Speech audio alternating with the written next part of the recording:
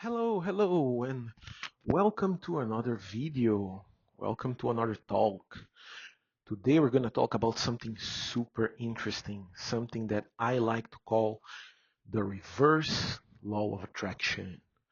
So what's that, right? What's the reverse law of attraction? So just a quick recap. This is obviously about the law of attraction itself, which is a topic that is not necessarily scientific, just for those of you who might not be aware of what it is. I don't want to go super deep, but it's that whole idea that sometimes is even considered as metaphysics, but the idea that uh, our thoughts and our emotions and our overall vibe has this tendency to attract certain circumstances to our lives, right? Tends to manifest things into our lives, things that normally we believe we don't have any control over, right? So, in other words, people who have very positive thoughts may, according to the law of attraction, have more luck,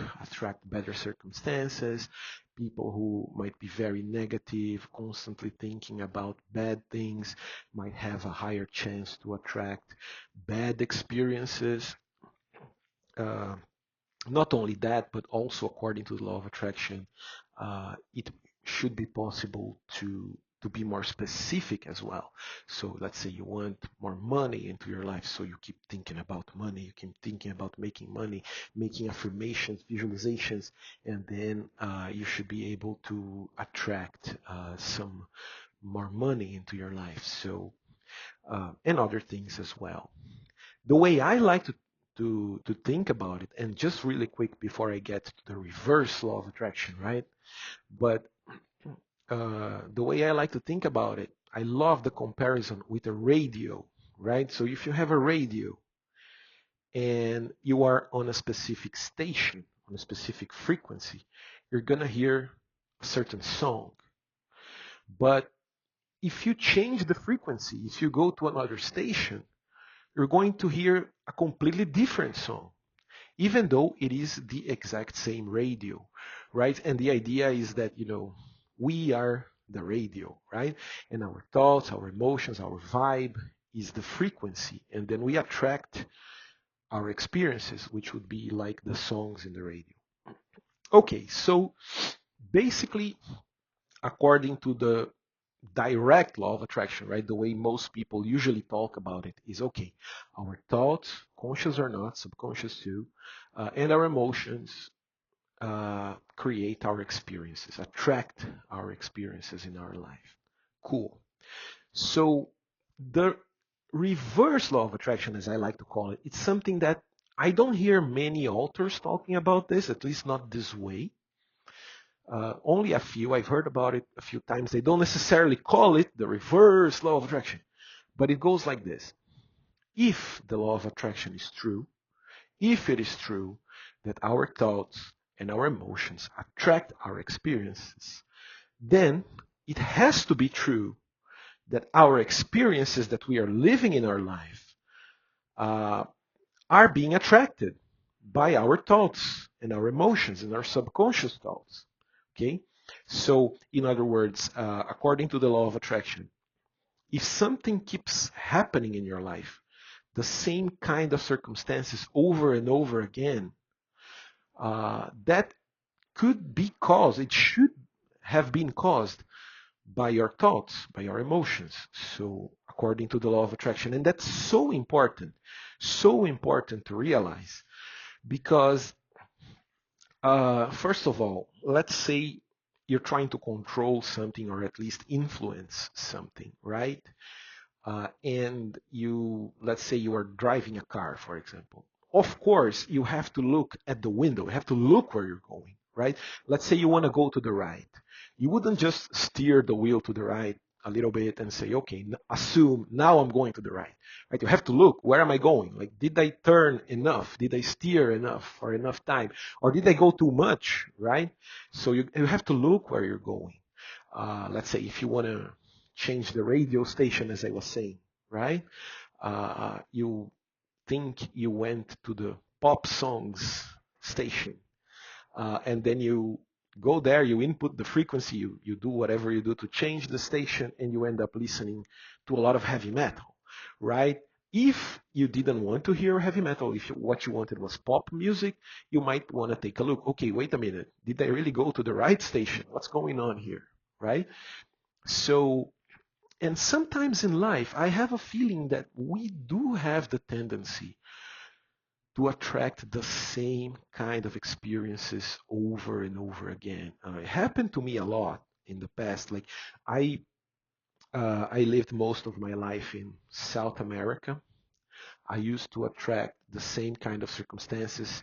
There was a time when I moved to Japan, a country with a completely different culture, right? You might think I was going to live completely different experiences there. And I attracted some experiences there that were incredibly similar to the same ones I experienced in South America. In some of them, you can even like swap the people. They were doing almost the exact same thing. And then I did have also the experience to live in Europe. I lived for a while in Eastern Europe. I lived for a while in Western Europe. Then I moved to North America. And I can tell that there are some experiences that were very, very consistent that I was living in all those places. So what's going on here, right? And law of attraction seems to give us a certain explanation for that. Like, wait a minute.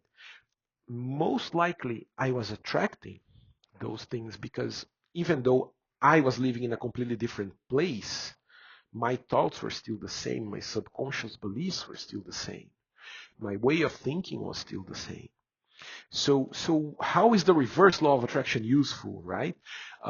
Basically, if you take a quick look at the things that are going on in your life that you are not so happy about, without obsessing over them, right? We don't want to attract more of it, but just a quick objective look. What kind of experience am I constantly attracting?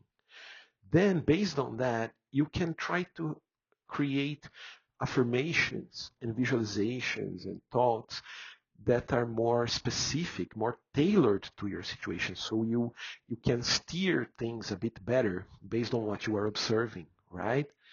Let's say, just for example, if you keep affirming things like I deserve good, which is an awesome affirmation, by the way, but then you see that you don't seem to ever have enough money. Could it be that you have some belief that money is dirty, money is evil, and then you can try to change that in your affirmations. You can say, I deserve money, I can do good with money, it is okay for me to prosper.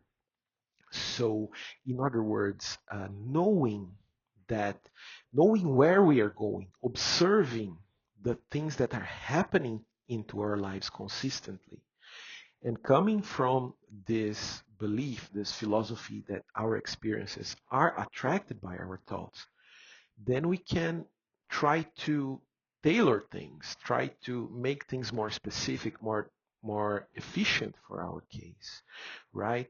And I think that's an awesome thing to do. So whatever is happening in your life that you seem to be observing, it always happens to you the same way over and over. How about you create some specific affirmations for your case, right? To try to break the pattern. Try to think what kind of beliefs could be attracting this. And then you do your best to change the beliefs, right?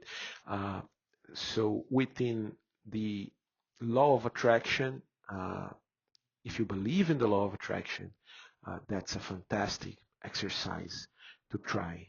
So let me know in the comments below what you think about it, if it helped. Thanks for watching. Don't forget to like and subscribe, and I'll see you on the next one.